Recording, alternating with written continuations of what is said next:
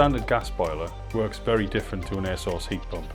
An air source heat pump relies on supply of air, and use the refrigeration cycle to create the slow moving warm heat through your house.